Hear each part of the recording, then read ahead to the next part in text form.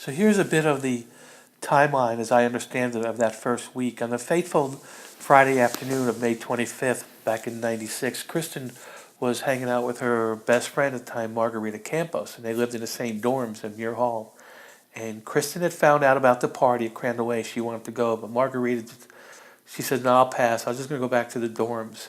And the plan was for Kristin's old roommate, a girl named Crystal Calvin, was out of town that weekend.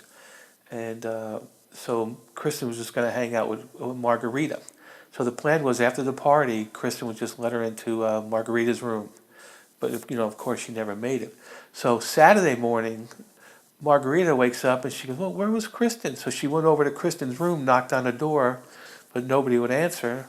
And so that kind of was in Margarita's head the whole day. So she kept on going back to the door, and nobody would ever answer.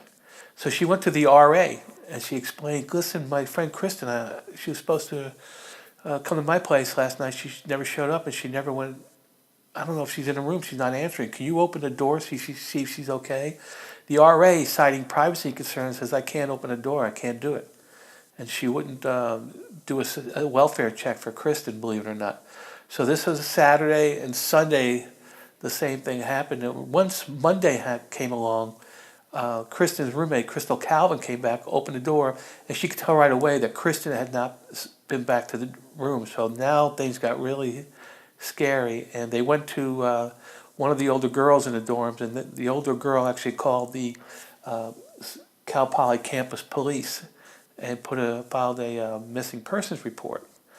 And my understanding is that they wouldn't take a missing persons report because they thought that Kristin may have just gone out of town for a couple days. And but what they did do is they called the Smarts, and the Smarts weren't home. They left a message and said, "Could you please call the college? We can't find your daughter." So that's how Stan and Denise first got wind that something was wrong. But even the campus police tried to tell Stan and Denise that there was nothing wrong. Kristin probably just left the campus for the weekend because a lot of kids will do that as it was Memorial Day weekend. And so this went on, and now the Smarts are freaking out, and the Cal Poly still wanted to keep the case in-house. And they actually had Kristin's case for like a month. And then eventually the San Luis Obispo police came in, took over, and then lickety split, the sheriff's department said, "This is now our case." And the great thing the sheriff's department did right away is they brought in the bloodhounds and cadaver dogs. Now the difference between a bloodhound is to trace human scent. A cadaver dog can actually trace the scent of the human body as it decays, like a deceased person. And 4 different dogs on 4 separate occasions all alerted at one place, and there was one room. It was Paul Flores' dorm room at 128 Santa Lucia. And Under Sheriff Steve Bowles even went on one of those national TV shows, and he says at some point in time a deceased human being was in Paul Flores' dorm room. So that's really like the first week as I understand it. And Margarita even told me that when Kristin went to the party that night, Margarita had given Kristin a set of her keys to get into Margarita's room because she said she might be sleeping.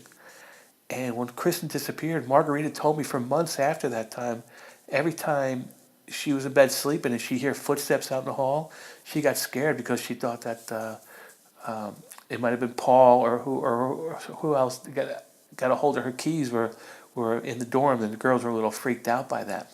So there's what I know about the first week. All right, thank you.